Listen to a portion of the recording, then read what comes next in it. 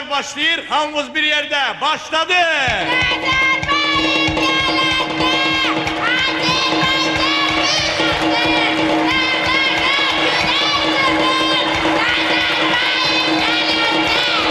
Sakla! Sakla!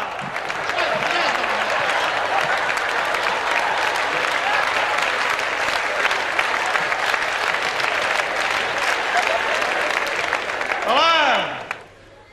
Burası sizin için Palatka toyu değil,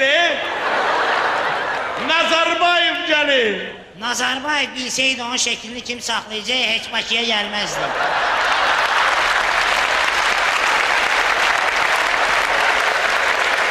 Gelin Nazarbayev'i karşılama. Ede Nazarbayev kimdi? Türkmen başı. Azeri olmasın, hamımız